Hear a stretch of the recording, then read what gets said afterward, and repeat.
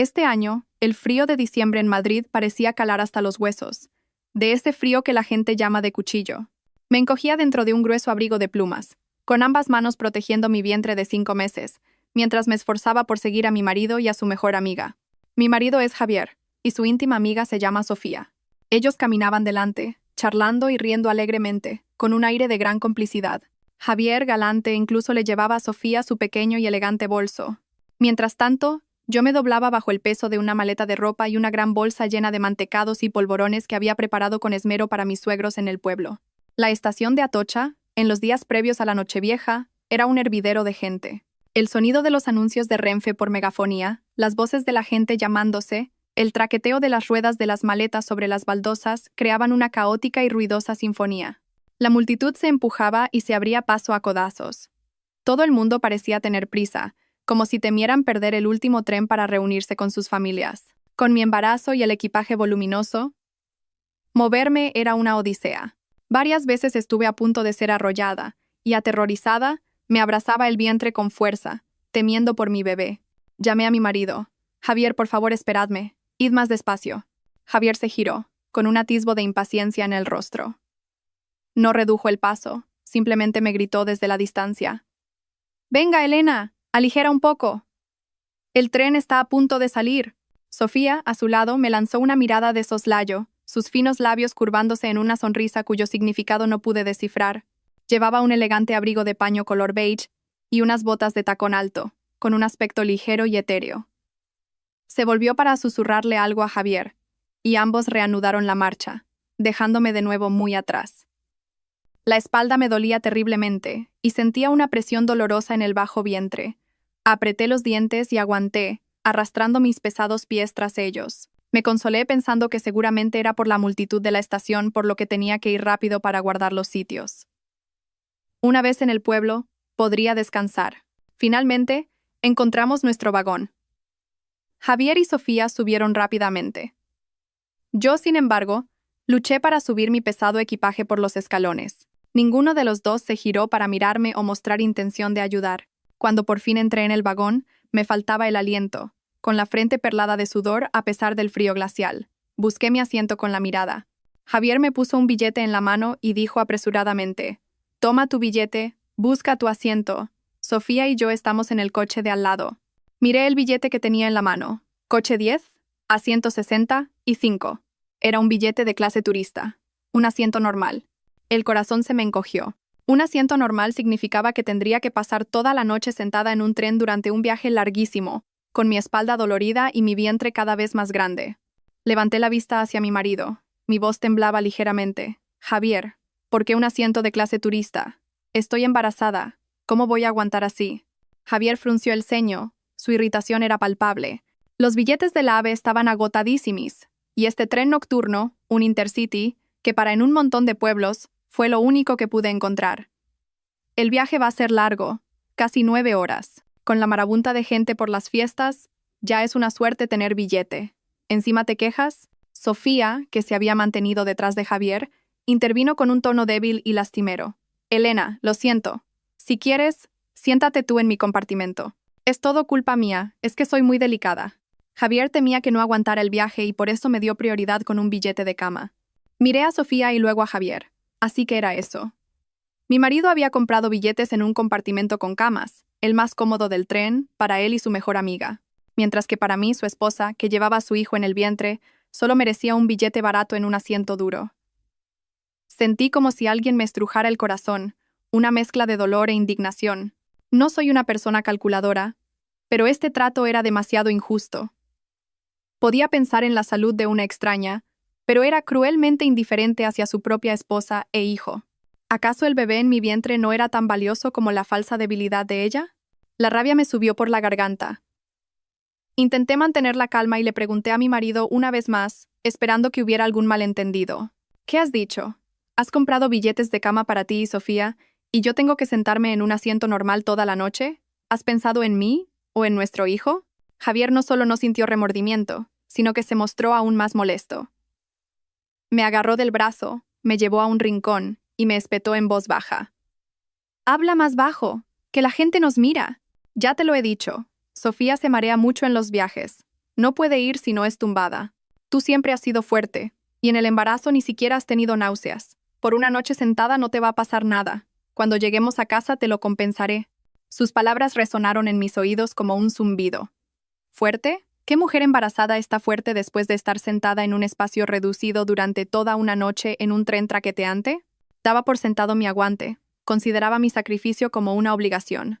Todo el amor que una vez me había profesado, todo el cuidado que había recibido, en ese momento, me di cuenta de lo barato que era. Al ver la tensión, Sofía se acercó, sus grandes ojos redondos llenos de lágrimas, pareciendo aún más desvalida. Elena, lo siento mucho. Si quieres te cambio el sitio. Yo me puedo sentar en el asiento. Javier, no le grites más a Elena. Pronunció esas palabras que sonaban tan razonables, pero yo sabía que era solo una torpe actuación. Si de verdad tuviera buenas intenciones, habría rechazado la oferta del billete de cama desde el principio. Al decirlo ahora, solo me hacía parecer una esposa mezquina y egoísta, luchando por la atención de su marido contra una hermanita débil. Y tal como esperaba, Javier inmediatamente salió en defensa de Sofía. La apartó suavemente detrás de él y se volvió hacia mí con una mirada gélida. ¿Lo ves? Sofía es más considerada que tú. Eres la mayor, la esposa, deberías saber ceder un poco. No puedes pensar siempre en ti misma. Deja de montar un escándalo. Ve a buscar tu asiento. Cuando el tren se ponga en marcha, te compraré un bocadillo caliente para que entres en calor. ¿Un bocadillo caliente? ¿Creía que un bocadillo podía compensar el dolor y la decepción que sentía en ese momento? Me trataba como a una niña, a la que se puede calmar con un poco de comida. El desprecio en sus palabras y acciones fue como una puñalada directa en mi corazón. No pude decir nada más.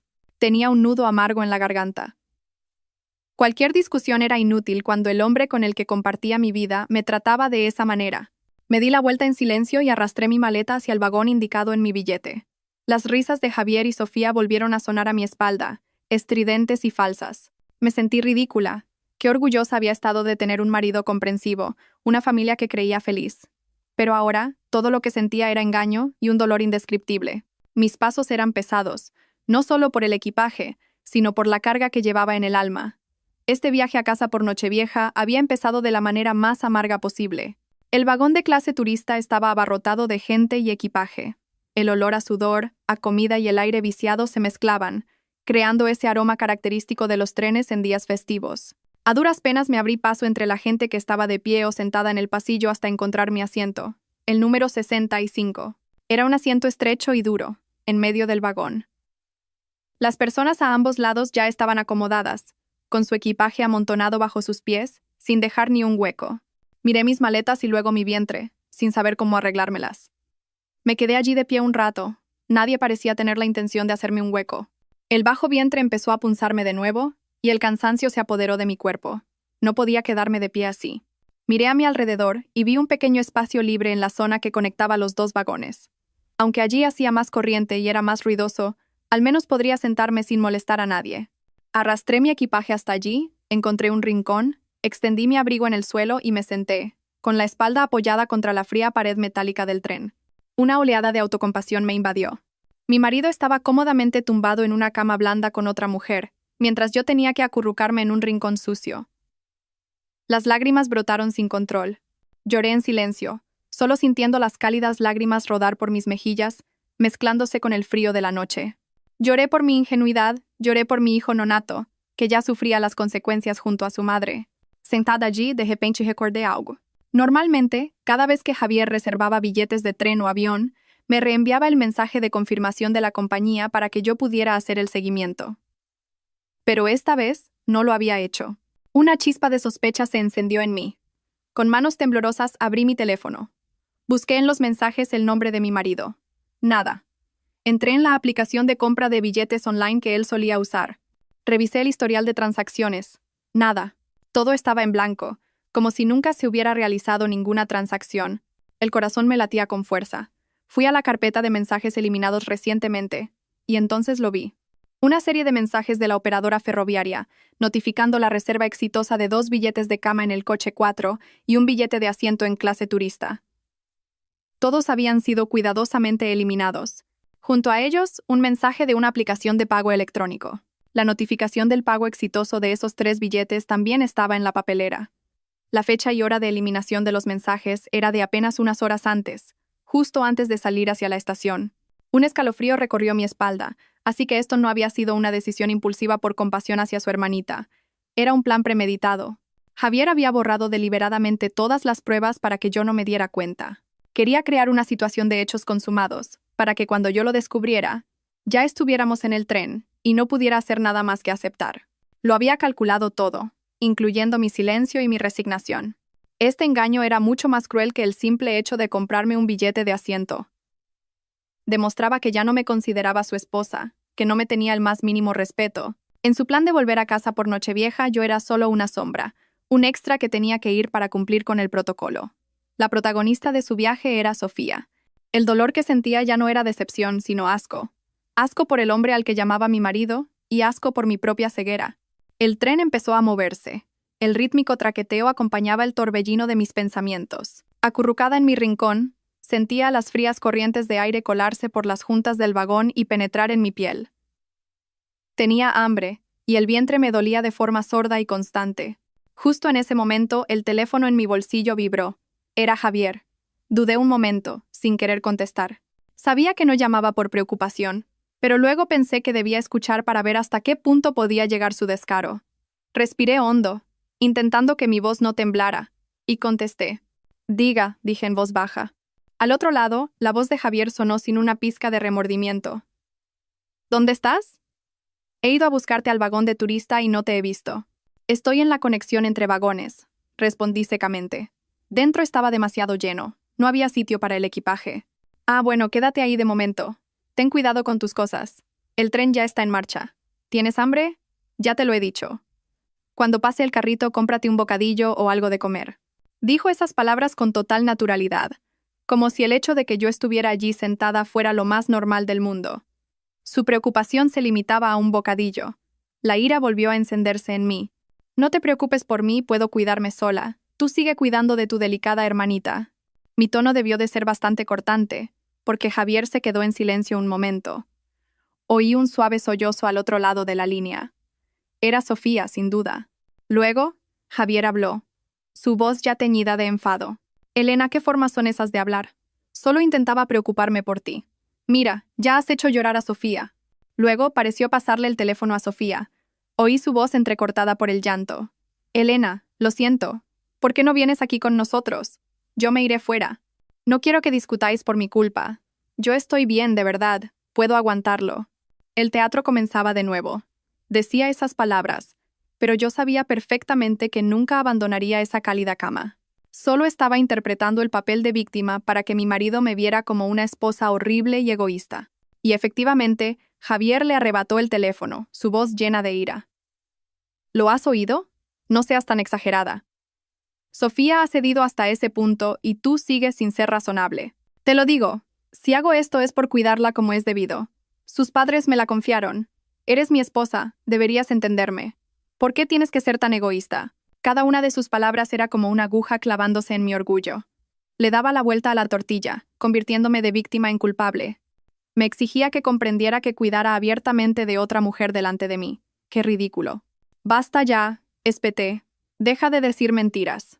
¿Crees que soy tonta? Javier estaba tan furioso que apenas podía hablar. Respiró hondo y luego me ordenó. Muy bien. No pienso discutir más contigo. Te doy 5 minutos para que llames a Sofía y le pidas perdón. Si no lo haces, atente a las consecuencias. Dicho esto, colgó. Me quedé mirando la pantalla oscura del teléfono, estupefacta. ¿Pedir perdón? Me exigía que pidiera perdón a la persona que se estaba metiendo en mi familia, a la que junto a él estaba pisoteando mis sentimientos. El límite de mi paciencia se había roto. No, no iba a pedir perdón. Iba a aclarar las cosas. Tenía que ir allí y ver con mis propios ojos la verdadera cara de ese par de desgraciados. La furia superó mi cansancio y mi dolor. No podía quedarme quieta ni un minuto más. Tenía que ir al coche cama. Tenía que enfrentarme a ellos. Tenía que ver hasta qué punto había llegado su relación para que mi marido me tratara de esa manera. Me apoyé en la pared del tren y me levanté con dificultad. La espalda me dolía horrores y las piernas las tenía entumecidas. No me importó. Apreté los dientes y arrastré los pies hacia el lujoso vagón donde mi marido y su hermanita descansaban. El tren iba bastante rápido y se balanceaba de vez en cuando, obligándome a agarrarme a los asientos para no caerme. Al pasar junto a los pasajeros que dormitaban en sus duros asientos, sentí una punzada de tristeza. Eran como yo. Por ganarse la vida, por volver con sus familias, tenían que soportar este agotador viaje. Solo que mi sufrimiento se multiplicaba por la traición de la persona a la que más amaba. Finalmente llegué al coche 4. El ambiente aquí era completamente diferente. Pasillos anchos y limpios, un espacio tranquilo y cálido. Una suave luz amarilla emanaba de los compartimentos cerrados con puertas de madera. Busqué el compartimento número 2, donde supuse que estarían Javier y Sofía. La puerta no estaba completamente cerrada, sino entornada, dejando una pequeña rendija. Mi corazón latía desbocado. ¿Debería entrar de golpe o debería quedarme fuera a observar? Una breve duda me asaltó, pero la curiosidad y la rabia ganaron. Me acerqué sigilosamente y miré por la rendija. Dentro, la cálida luz de una lámpara de noche iluminaba a 2 personas sentadas muy juntas en la litera de abajo. Javier estaba recostado contra la pared, y Sofía apoyaba la cabeza en su hombro, sus hombros temblando ligeramente. Parecía tan pequeña, tan frágil, tan necesitada de protección. Javier sostenía su teléfono con una mano, mientras que la otra rodeaba los hombros de Sofía, dándole suaves palmaditas y susurrándole algo al oído. La escena que presencié me resultó dolorosamente familiar. Era el abrazo, el consuelo que él solía darme a mí cuando estaba cansada o triste. Pero ahora, esos brazos rodeaban a otra mujer. Cuanto más tierno era con ella, más cruel era conmigo. Me quedé paralizada fuera de la puerta, con las manos apretadas en puños, las uñas clavándose en mi piel sin sentir dolor. Me sentí como una extraña, una intrusa en su historia de amor. Todo sucedía ante mis ojos, claro y amargo. No necesitaba más explicaciones. Sus acciones eran la prueba irrefutable de su relación ilícita. La sangre me hirvió. Quería abrir la puerta de una patada y montarles una escena, pero la razón finalmente me detuvo. Quería escuchar. Quería oír lo que dirían de mí, de nuestro hijo. Contuve la respiración y aguzé el oído para escuchar su conversación. La voz de Sofía seguía sonando entrecortada, llena de autocompasión. «Javier, déjalo ya. Me siento muy mal por Elena. Está embarazada y tiene que estar ahí fuera sentada. Si le pasa algo, me arrepentiré toda la vida». La voz de Javier se tornó grave, llena de afecto y consuelo. «Tonta, ¿por qué te sientes culpable? No has hecho nada malo. Es ella la que no es razonable. Yo solo quiero lo mejor para ti. Que descanses bien. Tú tranquila, acuéstate. Yo me encargo de todo». Hizo una pausa y continuó. No debería haberla traído. Pero mi madre no paraba de llamar, insistiendo en que tenía que llevar a mi nuera para presentarla a la familia. ¡Qué fastidio! Mi corazón se detuvo al oír esas palabras. Un fastidio. Así que, a sus ojos, yo y nuestro hijo éramos solo un fastidio. Me llevaba al pueblo no por amor conyugal, sino por la presión familiar. Una verdad demasiado cruel. Sofía levantó la cabeza del hombro de Javier, sus ojos húmedos mirándolo. Pero, ¿y cuando lleguemos a casa? No puedo quedarme en un hotel para siempre, y no quiero volver a mi casa. Mi padrastro. Dejó la frase a medias, su rostro aún más lastimero. Javier suspiró, su mano acariciando suavemente el cabello de Sofía. No te preocupes. Una vez en mi casa nadie te hará daño. Ya te he preparado una habitación. Puedes quedarte todo el tiempo que quieras. ¿Qué habitación?, preguntó Sofía con curiosidad. Javier respondió con total naturalidad, como si fuera lo más normal del mundo. La del bebé. La que Elena ha estado decorando estos últimos meses. De todos modos, no la necesitamos todavía. Puedes quedarte ahí de momento. Las cosas del bebé las podemos meter en el trastero. Ya veremos qué hacemos cuando nazca.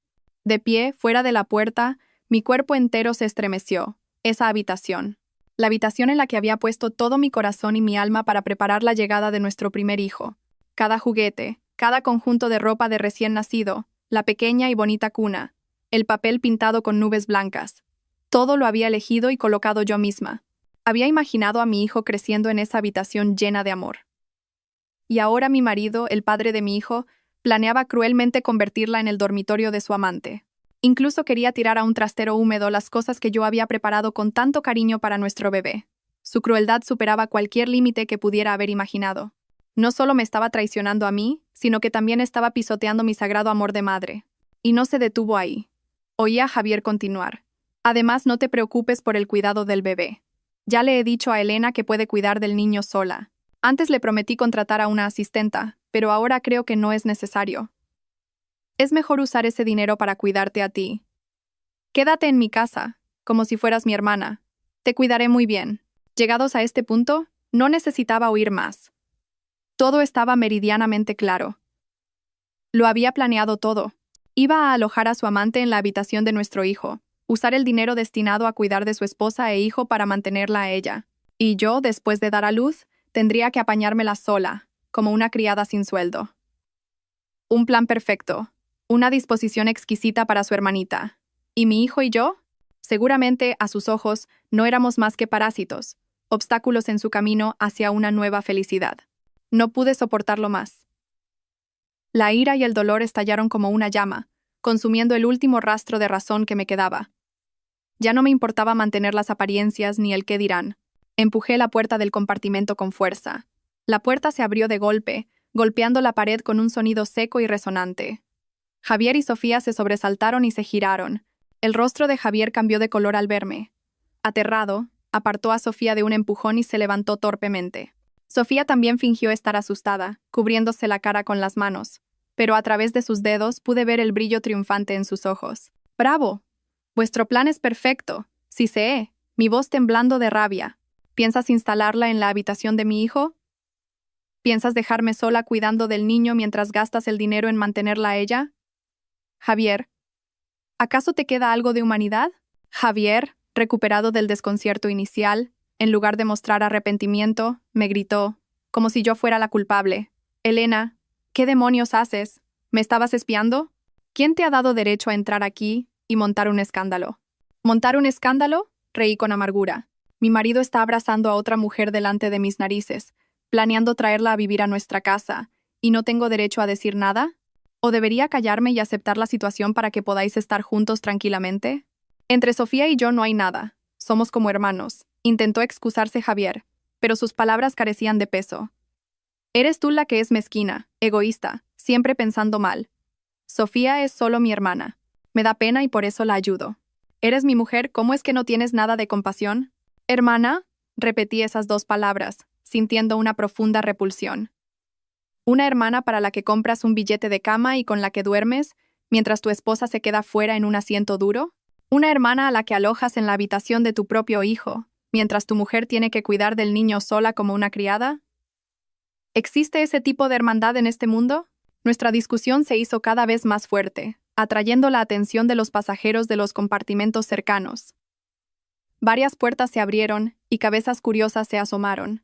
Un hombre de mediana edad en el compartimento de enfrente se quejó. Oigan, ¿se puede saber qué tanto escándalo? Esto es un lugar para descansar, no un mercado. Si tienen algo que discutir, salgan fuera. Otra señora mayor añadió. Así son los matrimonios jóvenes de ahora. Cualquier cosa, en lugar de hablarlo en privado, lo gritan a los cuatro vientos para que todo el mundo se ría de ellos. Sus quejas fueron como echar más leña al fuego. Me sentía avergonzada y furiosa a la vez. Avergonzada por tener que airear mis problemas familiares ante extraños. Furiosa porque mi marido me había puesto en esta situación. No solo me había traicionado, sino que también me había humillado públicamente. Al ver que la gente nos miraba, Javier me agarró del brazo y dijo entre dientes, ¿lo ves? Estás molestando a todo el mundo. Lo que sea, lo hablamos en casa. Ahora mismo, sal de aquí. Mientras intentaba empujarme fuera de la puerta, Sofía se levantó de repente y se acercó, con un tono todavía suave y preocupado. Javier, no hagas eso. Elena está embarazada. No la asustes. Elena, lo siento. Es culpa mía. ¿Por qué no salimos fuera y hablamos un momento en privado? La miré, llena de desconfianza. No creía que alguien como Sofía tuviera buenas intenciones, pero tampoco quería seguir montando una escena allí. Me solté de la mano de Javier y le dije a Sofía, de acuerdo, salgamos. Me di la vuelta y salí al pasillo. Sofía me siguió en silencio. Justo cuando salimos del compartimento y llegamos al estrecho corredor, de repente aceleró el paso y me agarró del brazo. Me sobresalté, intentando apartar su mano. Elena, susurró Sofía cerca de mi oído. Su voz ya no era débil y lastimera, sino afilada y provocadora. ¿Quién te crees que eres para competir conmigo? Mírate, vieja y fea, y encima con esa barriga que estorba. Javier solo está contigo por obligación. La persona a la que amas soy yo. Me quedé atónita ante su descaro. No podía creer que se atreviera a decir esas palabras. Sofía soltó una risa burlona, su mano apretando mi brazo como una tenaza. No creas que por tener un hijo vas a poder atarlo. Te lo digo yo. Tarde o temprano tendrás que desaparecer de su vida. Justo cuando terminaba de hablar, y mientras otro pasajero pasaba a nuestro lado, Sofía soltó mi brazo bruscamente. Pero no fue una simple liberación. Usó toda su fuerza para empujarme hacia atrás y luego se lanzó ella misma contra la pared del vagón, soltando un grito desgarrador. «¡Ah, Elena! ¿Por qué me empujas?» Su caída fue violenta e inesperada. Por instinto, extendí la mano para intentar sujetarla, pero fue demasiado tarde. La fuerza de su tirón al caer me hizo perder el equilibrio. Mi vientre se golpeó violentamente contra la esquina de una maleta que alguien había dejado en el pasillo. Un dolor agudo y punzante se extendió desde mi bajo vientre por todo mi cuerpo. Me tambaleé y caí de rodillas sobre el frío suelo del tren. Todo sucedió en un instante. El pasajero que acababa de pasar se quedó mirando, desconcertado. La puerta de nuestro compartimento se abrió de golpe y Javier salió corriendo. La primera imagen que vio fue a Sofía tirada en el suelo, llorando y sujetándose la cabeza, y a mí, agarrándome el vientre con el rostro pálido de dolor. Sofía, entre sollozos, me señaló con el dedo, su voz llena de falsa indignación. «Javier, ayúdame. Elena. Me ha empujado». Fue una actuación perfectamente orquestada. Una caída calculada hasta el más mínimo detalle para convertirme en la agresora malvada y a ella en la víctima inocente. Y mi marido, sin dudarlo un segundo, se creyó la farsa. Sin siquiera mirarme, Javier corrió hacia Sofía, su rostro lleno de pánico. Se arrodilló a su lado, la ayudó a levantarse suavemente, su voz temblando. «Sofía, ¿estás bien? ¿Dónde te duele?» Sofía se acurrucó en los brazos de Javier, sollozando. «Me duele mucho la cabeza, no lo sé. Solo quería salir a hablar con Elena para aclarar las cosas. No me esperaba que me empujara». Se interrumpió, como si tuviera demasiado miedo para continuar. Al oír esto, Javier se giró bruscamente hacia mí. Su mirada ya no era de fastidio o decepción, sino de puro odio. Rugió, su voz ronca de ira. «¡Elena! ¡Estás loca! ¿No tienes corazón? ¿Cómo has podido hacerle esto a Sofía? ¿No sabes que es muy delicada?» Me agarré el vientre, el dolor cada vez más intenso. Sentí un líquido cálido empezar a fluir, empapando mis pantalones. Aterrada, balbuceé. «No es verdad, yo no la empujé, se cayó a propósito. Tienes que creerme». Pero Javier no me escuchó. Sus oídos estaban sellados por las mentiras de Sofía. Me señaló con el dedo, continuando con sus insultos. «Cállate. Lo he visto con mis propios ojos. Todo el mundo lo ha visto. No lo niegues. Mujer malvada, víbora. No me puedo creer que seas así». Sus palabras eran como martillazos en mi cabeza. El dolor físico no era nada comparado con el dolor en mi corazón. El hombre al que amaba con todo mi ser, el padre de mi hijo, me estaba insultando, llamándome mujer malvada por creer a una extraña. No le importaba que me estuviera retorciendo de dolor. No se dio cuenta del charco que se estaba formando a mis pies. En ese momento, sus ojos solo veían la imagen lastimera de Sofía. Justo entonces, el tren empezó a reducir la velocidad y la megafonía anunció la llegada a una estación importante de una provincia. Sin dudarlo un instante, Javier cogió a Sofía en brazos. «Sofía, aguanta, ya casi estamos en el hospital», le dijo con una ternura que yo nunca había oído. Luego se volvió hacia mí, con los ojos fríos como el hielo. «Tú te quedas aquí y te las apañas sola. A partir de este momento, tú y yo no tenemos nada que ver». Dicho esto, se abrió paso entre la multitud de curiosos que se había congregado. Bajó apresuradamente al andén y desapareció en la oscuridad de la noche. Se fue sin mirar atrás ni una sola vez. Me abandonó a mí, su esposa embarazada que se estaba desangrando, tirada en el suelo helado del tren. El silbato del tren sonó largo y tendido, y lentamente comenzó a moverse de nuevo, llevándose consigo todo mi amor, mi confianza y mi esperanza. Me quedé sola, con un dolor insoportable y una pequeña vida en peligro dentro de mí. No sé cuánto tiempo estuve inconsciente. Cuando desperté, el olor a desinfectante del hospital me golpeó la nariz. Me sentía mareada y me dolía todo el cuerpo. Miré a mi alrededor y me vi en una habitación blanca, vestida con un pijama de hospital.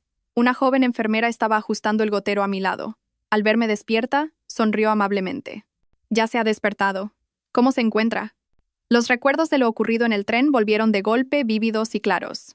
Aterrada, me llevé la mano al vientre. «Mi bebé. ¿Cómo está mi bebé?», pregunté con voz ronca y temblorosa. La enfermera me tranquilizó rápidamente.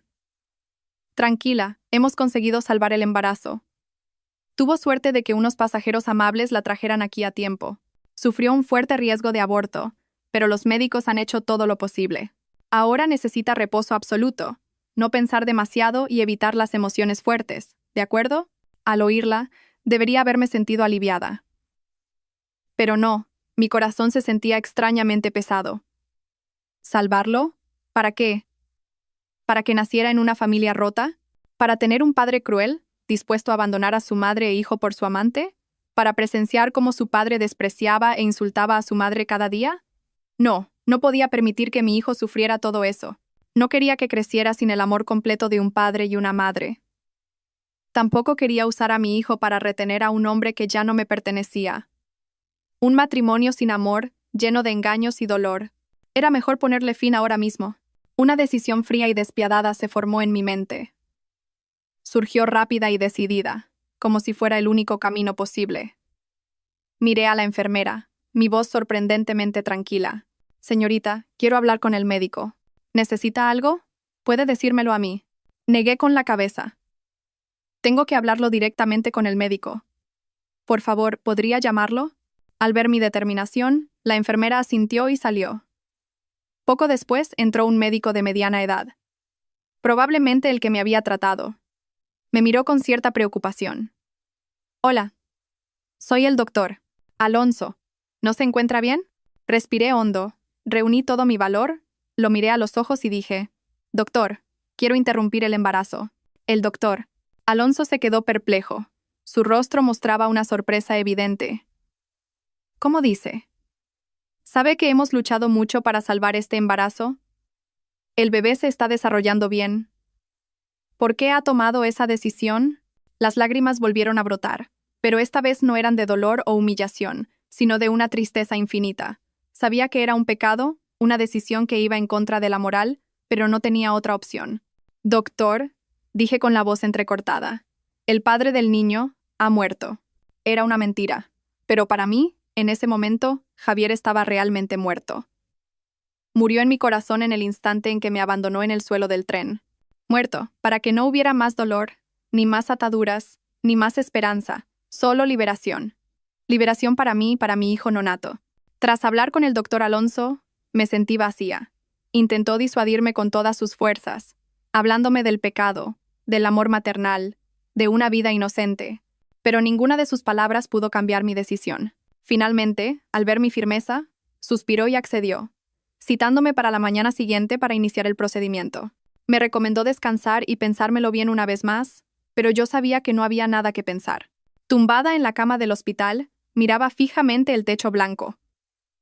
No lloraba, ni sentía dolor. Quizás cuando el dolor llega a su punto máximo, una se vuelve insensible. Permanecí así, sin alma, hasta que la necesidad de ir al baño me obligó a levantarme. Todavía débil, me apoyé en el soporte del gotero y salí lentamente de la habitación hacia el baño común al final del pasillo. El pasillo del hospital comarcal estaba desierto y silencioso. La luz fluorescente blanca y azulada lo hacía aún más frío. Mientras caminaba, una figura familiar apareció en dirección contraria. Era Javier. Caminaba hacia mí, con una fiambrera en la mano y el rostro preocupado. Mi corazón dio un vuelco, no esperaba encontrarlo aquí. Pensé que después de llevar a Sofía al hospital, se quedaría a cuidarla. No me imaginaba que estaría por esta zona. Intenté dar media vuelta y volver a mi habitación para evitarlo. Pero ya era tarde. Me había visto. Javier se detuvo, su rostro mostró sorpresa, que rápidamente se transformó en frialdad. Se acercó, su mirada recorriéndome sin un ápice de preocupación o compasión. ¿Tú también estás aquí?, preguntó bruscamente, como si fuéramos dos extraños que se encuentran por casualidad. No respondí, solo lo miré en silencio. Él, sin esperar respuesta, continuó. ¿Y el embarazo? Su tono era el de un jefe preguntando a un empleado por el progreso de un trabajo, sin el más mínimo sentimiento de un padre. Sigue ahí, respondí en voz baja, con la garganta seca. Mejor así, asintió, como si se hubiera quitado un peso de encima. Cuídalo bien. Al fin y al cabo, es mi hijo. Dijo esa frase con un descaro increíble, como si ya hubiera cumplido con toda su responsabilidad. Bueno, si no ha pasado nada, mejor. Luego ven conmigo a la habitación de Sofía y pídele perdón como es debido. No podía creer lo que oía. No me preguntó si me dolía algo, si estaba cansada. Lo único que le importaba era si el embarazo seguía o no. Y después de eso, Quería obligarme a pedir perdón a su amante. ¿Pedir perdón?, repetí, con un tono lleno de sarcasmo. ¿Por qué debería pedirle perdón a ella? Javier frunció el ceño. La impaciencia era evidente. ¿Por qué? Porque la empujaste. Le provocaste una conmoción cerebral y ahora mismo está en observación. El médico dice que si le quedan secuelas, será un problema. Tú causaste el problema, así que tienes que pedir perdón. Es de sentido común. No me hagas repetírtelo. Habló de corrido, como si fuera una verdad incuestionable. Creía ciegamente en la actuación de Sofía y me había etiquetado como la culpable. Lo miré fijamente a los ojos, una mezcla de ira y amargura creciendo en mi interior. Te lo repito, yo no la empujé. Se cayó a propósito para culparme. ¿Estás ciego o qué? ¿Todavía te atreves a mentir?, gritó Javier, su voz subiendo de tono. Vi con mis propios ojos cómo os peleabais. No creas que no lo sé. Lo hiciste por celos, ¿verdad? Te he dicho 1000 veces que Sofía es solo mi hermana. ¿Por qué tienes que ser tan mezquina y cruel? Cada una de sus acusaciones era como un cuchillo en mi herida abierta. No solo no me creía, sino que usaba las palabras más viles para insultarme. Me eché a reír, una risa que sonó desoladora. Sí, soy mezquina, soy cruel. ¿Contento? Pero por muy así que sea, jamás le pediré perdón a esa zorra. Olvídalo. Dicho esto, me di la vuelta para irme. No quería tener nada que ver con esa persona ni un segundo más. Pero Javier fue más rápido. Me agarró del brazo con fuerza reteniéndome. Quieta ahí, o pides perdón hoy, o no sales de aquí. Suéltame. Intenté liberarme, pero no podía competir con la fuerza de un hombre furioso. Me apretó el brazo hasta hacerme daño. En mi desesperación, no pensé en nada más. Bajé la cabeza y con todas mis fuerzas le mordí la mano que me sujetaba. ¡Ay!, gritó Javier de dolor, y por reflejo, me soltó. Retrocedí unos pasos, jadeando, con el sabor metálico de la sangre en la boca. Javier miró la profunda marca de mis dientes en el dorso de su mano, de la que empezaba a brotar sangre. Sus ojos se inyectaron en sangre. Su ira había llegado al límite. Sin decir una palabra, levantó la mano. Un sonido seco resonó en el silencioso pasillo del hospital. Plas. Mi mejilla ardía, mi cabeza zumbaba, me había abofeteado. El marido al que una vez amé, el padre de mi hijo, me había golpeado con todas sus fuerzas. Esa bofetada no solo me dolió físicamente, sino que destrozó los últimos fragmentos de amor que aún sentía por él. Todo el cariño, toda la esperanza, toda la ilusión de una familia. Todo se convirtió en cenizas en ese instante. Ya no sentía rabia ni dolor. Mi corazón se quedó vacío y extrañamente tranquilo. Levanté la cabeza y miré directamente el rostro enfurecido de Javier. Mis ojos estaban fríos, sin emoción. Muy bien, dije. Mi propia voz sonaba extraña, distante. Esta bofetada la recordaré. A partir de ahora, entre tú y yo, se ha acabado todo. Tras decir eso, sin volver a mirarlo, me di la vuelta y caminé de regreso a mi habitación. A mis espaldas, oí el estrépito de la fiambrera al caer al suelo. Probablemente la había tirado de la rabia, pero nada de eso me importaba ya. Todo había terminado de verdad. Volví a mi habitación y cerré la puerta de un portazo. Sin importarme si Javier me seguía, me dejé caer en la cama, con la mejilla todavía ardiendo e hinchada. Pero extrañamente, no lloré. Quizás mis lágrimas se habían secado después de tanto dolor. Me quedé sentada, inmóvil como una estatua, con un silencio aterrador en mi mente. El amor había muerto, y cuando muere, ya no se siente dolor. Un rato después, alguien llamó a la puerta. No respondí. La persona de fuera no se rindió y siguió llamando. Luego, oí la voz de Javier, menos áspera que antes. Quizás se le había pasado un poco el enfado. Elena, abre. Hablemos. Lo siento, antes me he calentado. Lo siento, qué ridículo. Una bofetada y una disculpa. ¿Creía que era tan simple? Seguí en silencio. Al ver que no reaccionaba, Javier continuó. Está bien. Si no quieres pedirle perdón a Sofía, no lo hagas. De eso me encargo yo. Pero hazme caso, descansa un par de días para recuperarte y luego vamos al pueblo. Mamá está deseando verte. Allí ella cuidará de ti y del niño. No seas cabezota. Al oír sus palabras, una idea surgió en mi mente. Todavía quería que fuera al pueblo, que siguiera interpretando el papel de nuera perfecta delante de su madre. De acuerdo. Si él quería teatro, yo actuaría con él. Pero sería la última función. Respiré hondo, ajustando mi voz para que sonara débil y resignada. Ya lo sé. Vete. Estoy cansada y quiero descansar. Quizás al oír mi tono sumiso, Javier pensó que me había doblegado. No insistió más. Vale, pues descansa. Mañana volveré.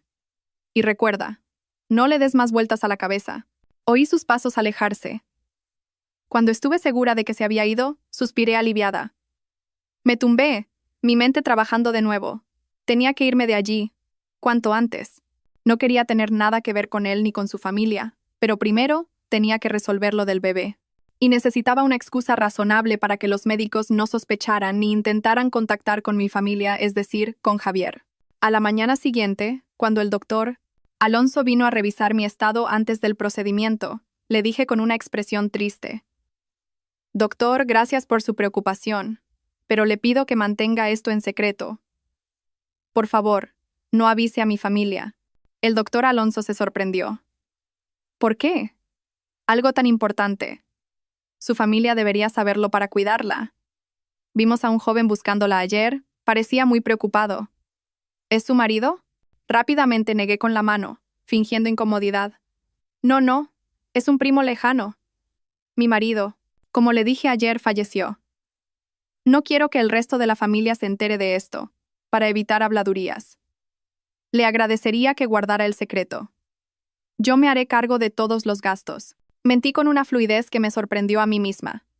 Quizás cuando a una persona la empujan al límite, aprende a protegerse. El doctor Alonso me miró con compasión, probablemente creyendo la triste historia que me había inventado.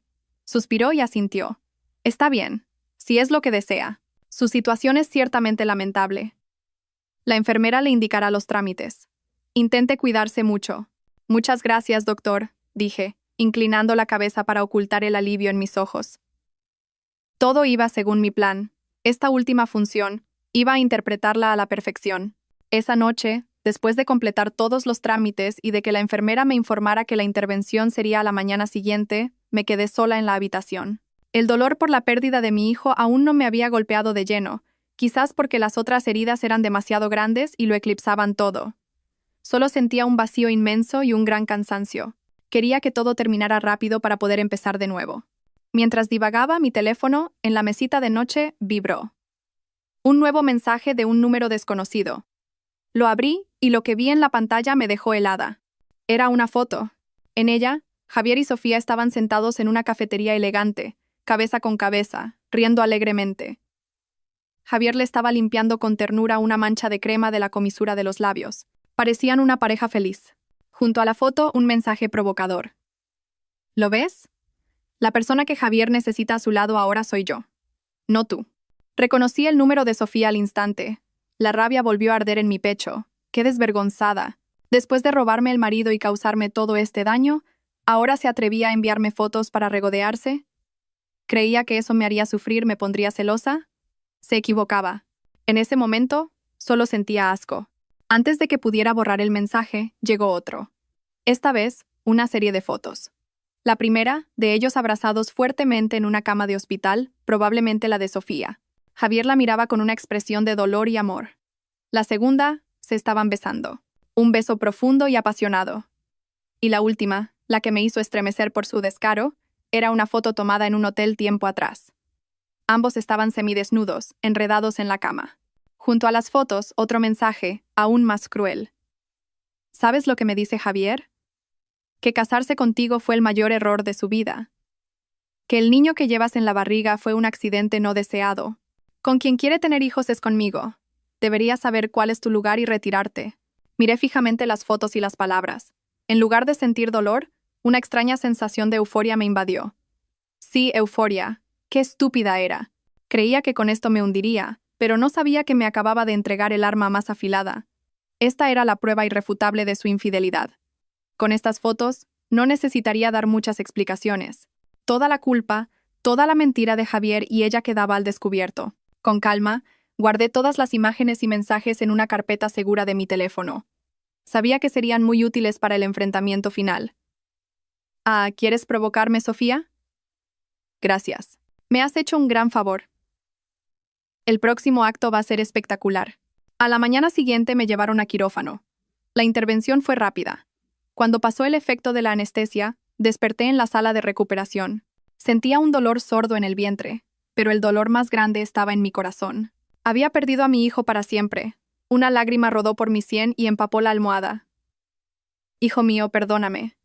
No podía permitir que nacieras en estas circunstancias. Ve a un lugar mejor, donde te quieran plenamente. Unas horas después, me trasladaron de nuevo a mi habitación. Estaba agotada. Me quedé dormida sin darme cuenta. Estaba medio dormida cuando oí que la puerta de la habitación se abría bruscamente. Me desperté de un sobresalto. Javier estaba en el umbral, con el rostro desencajado por la ira. Entró como una furia, sin saludar, tiró una bolsa de comida sobre la mesa y gritó: «¿Qué haces todavía aquí tumbada? ¿Qué te dije? ¿Por qué no has ido al pueblo? ¿Sabes cuántas veces me ha llamado mi madre? ¿Quieres dejarme en ridículo delante de toda la familia?».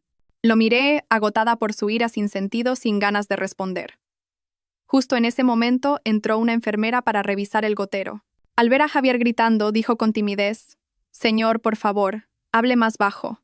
La paciente necesita descansar. Acaba de salir de una intervención y está muy débil». Javier se quedó paralizado. «¿Intervención? ¿Qué intervención?». La enfermera, sorprendida, respondió: «¿Usted es de la familia y no lo sabe? Su mujer acaba de someterse a una interrupción voluntaria del embarazo. Debería estar a su lado, cuidándola y apoyándola». Al oír a la enfermera, el rostro de Javier pasó por una gama de emociones, de la ira a la estupefacción y al asombro total. Se giró bruscamente hacia mí, con una mirada que echaba chispas. «¿Tú? ¿Qué has? ¿Interrupción del embarazo? ¿Cómo te has atrevido?», balbuceó, sin poder formar una frase coherente. Me incorporé lentamente, apoyándome en la cabecera de la cama. Lo miré fijamente. Mi voz era espeluznantemente tranquila. «Sí. Lo he perdido». «¿Por qué? ¿Por qué lo has hecho? ¿Quién te ha dado derecho?». «También era mi hijo», rugió Javier, apretando los puños con tanta fuerza que los nudillos se le pusieron blancos. Solté una risa seca. Justo ahora se acordaba de que era su hijo. «¿Tu hijo? ¿Acaso merece ser su padre? Un hombre que mientras su mujer está embarazada, mete a su amante en casa, planeando darle la habitación preparada para su propio hijo. Un hombre que, cuando su mujer sufre un riesgo de aborto y se está desangrando, la abandona para llevar a su amante a urgencias. ¿Un padre como tú? Mi hijo no lo necesita». «No, no me calumnies», intentó defenderse Javier, pero su voz sonaba débil. «¿Calumniarte?». Cogí mi teléfono de la mesita. «Pues mira esto.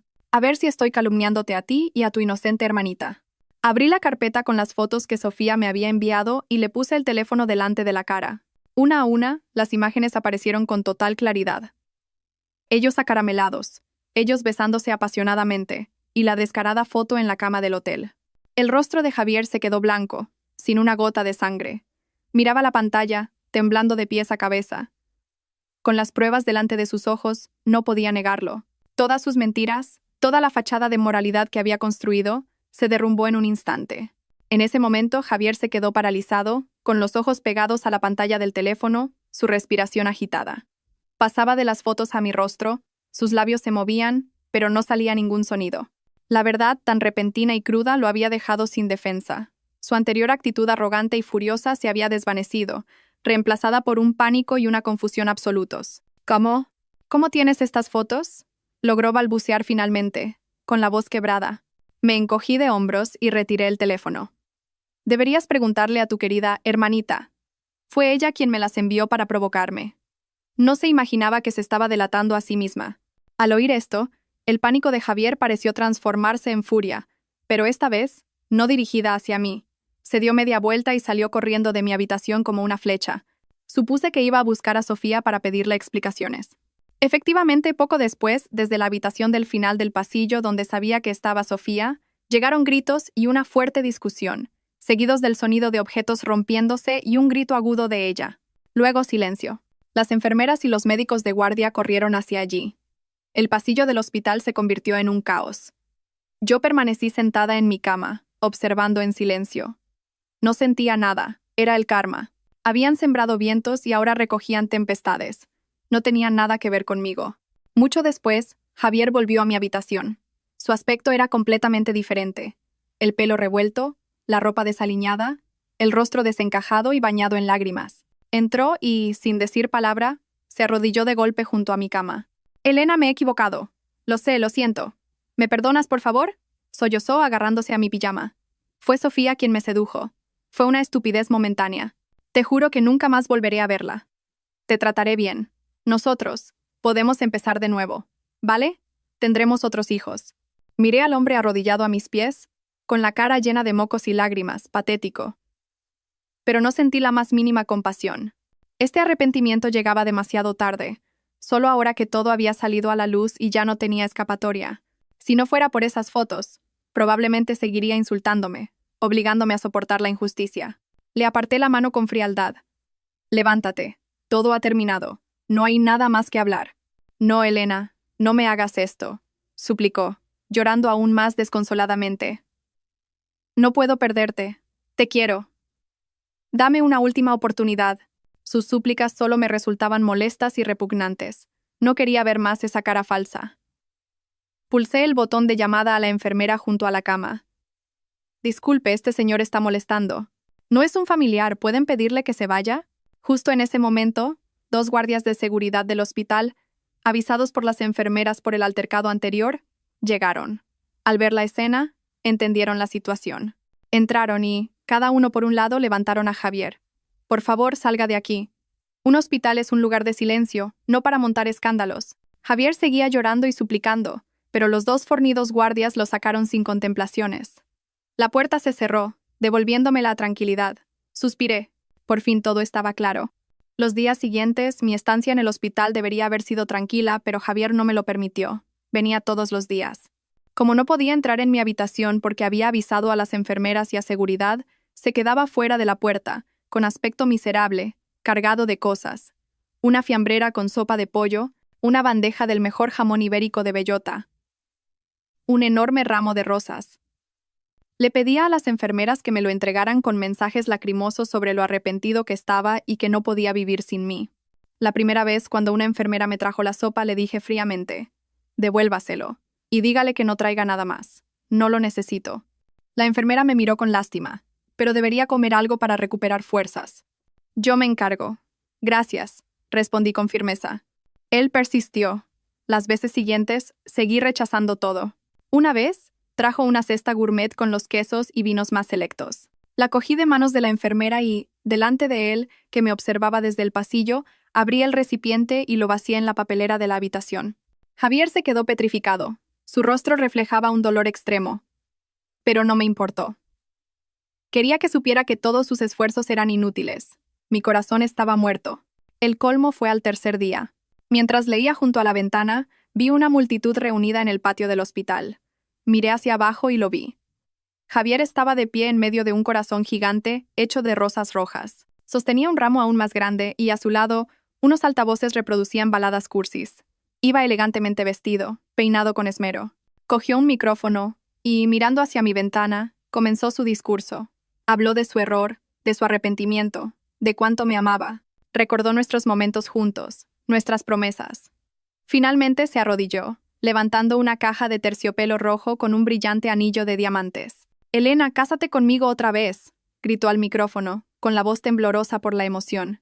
La multitud aplaudió y coreó. «Dile que sí, dile que sí». Miré aquella escena grandilocuente y ridícula, y en lugar de conmoverme, me dio risa. ¿Creía que podía comprarme con cosas materiales, con una farsa barata? ¿Pensaba que los sentimientos se arreglaban tan fácilmente? En silencio bajé al patio. Al verme, el rostro de Javier se iluminó, pensando que me había ablandado. Levantó el anillo, esperando que entrara en su corazón de rosas. Caminé directamente hacia él. Ante cientos de ojos curiosos, no lo miré a él, sino al anillo. Lo cogí. Javier, radiante, creyó que había aceptado. Pero no. Caminé unos pasos hasta un contenedor de basura y, sin dudarlo, lo arrojé dentro. El sonido del anillo al golpear el metal fue un clac seco y pequeño, pero suficiente para acallar todos los murmullos. La gente se quedó boquiabierta. Javier estaba lívido, paralizado. Me giré hacia él. Mi voz era gélida. «Mi amor por ti, como este anillo, ya está en la basura. No vuelvas a molestarme nunca más».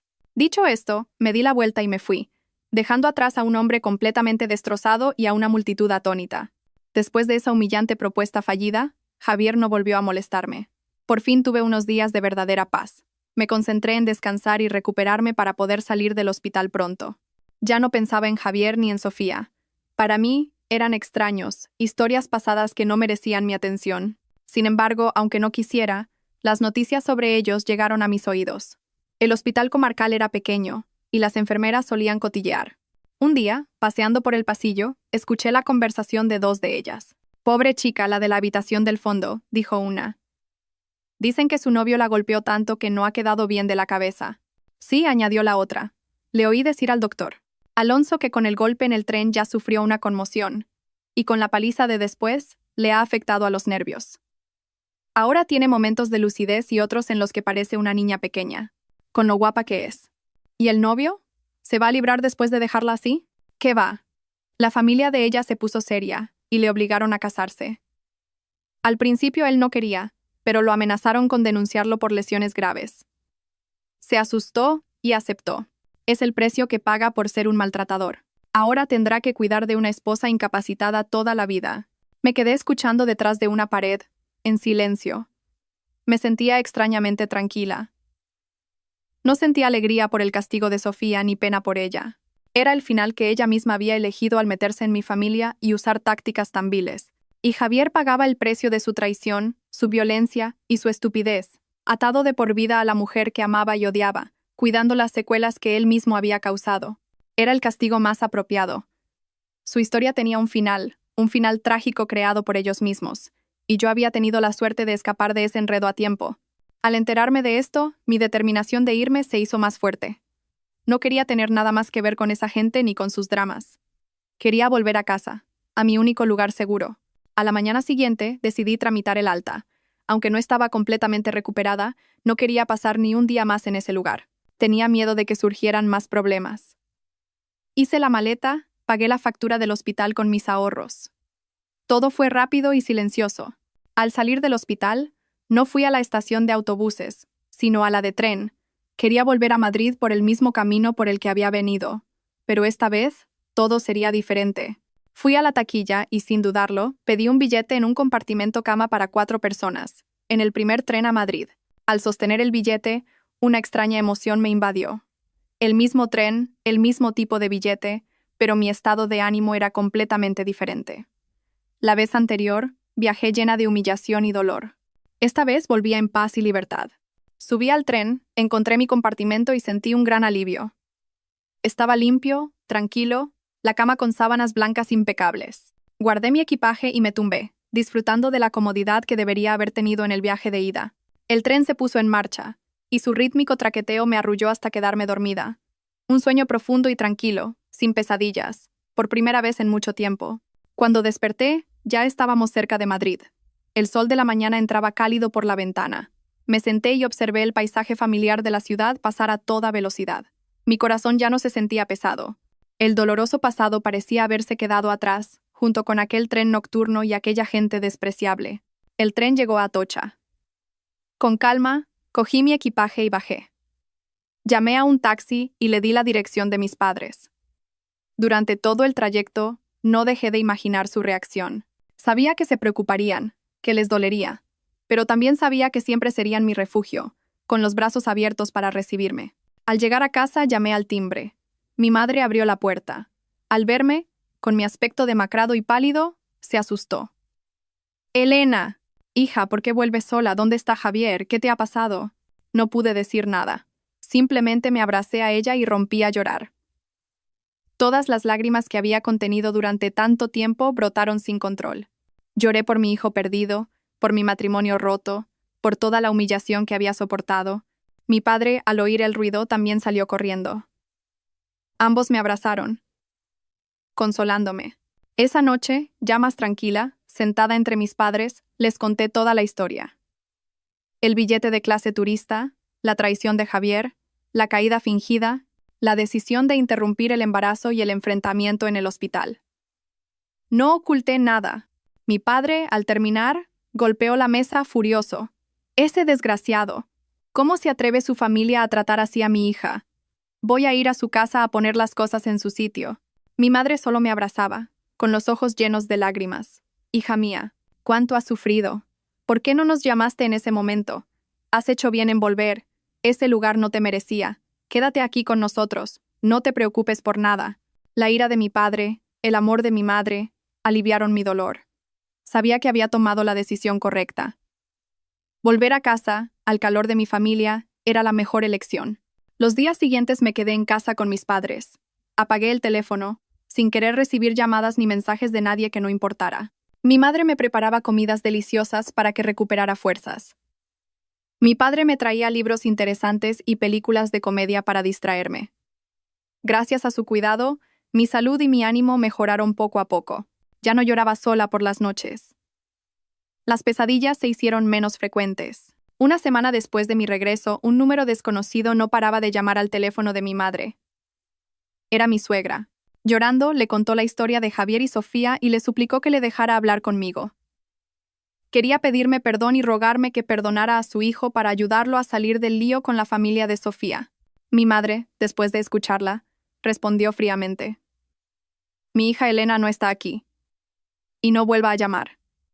Si su hijo ha causado problemas, que los resuelva él. Nuestra familia no tiene nada que ver. Colgó y bloqueó el número. Después de esa llamada, cambié mi número de teléfono. Bloqueé las cuentas de redes sociales de Javier y de nuestros amigos en común. Quería cortar todo contacto, borrar a esa persona de mi vida por completo. El pasado era pasado, y no iba a dejar que enturbiara mi futuro. Un mes después, cuando mi salud había mejorado considerablemente, mis padres propusieron hacer un viaje en familia. «Vamos a las Islas Canarias, hija», dijo mi padre. «A ver el Teide, a pasear, a comer bien para despejar la mente». Sonreí y asentí. Era una gran idea. Necesitaba un nuevo espacio, un nuevo aire para empezar de verdad. El viaje a Tenerife fue maravilloso. Visitamos parques naturales, navegamos para ver delfines, disfrutamos de la comida local. El ambiente alegre y el cariño de mis padres me hicieron olvidar todas mis penas. El último día del viaje, mientras estábamos sentados en una playa de arena negra viendo el atardecer, mi padre me hizo una foto. En ella, estoy de pie frente al mar, con el pelo largo ondeando al viento. Mi rostro, sin maquillaje, irradia una extraña paz. Y en mis labios, una sonrisa. No era una sonrisa forzada, sino una sonrisa genuina, serena, que nacía desde el fondo de mi corazón. Sabía que el camino por delante aún tendría dificultades, pero ya no tenía miedo. Tenía mi familia a mi lado y la fuerza que me había dado superar la tormenta. El pasado había quedado atrás. Un nuevo comienzo me esperaba. Un comienzo lleno de sol y esperanza.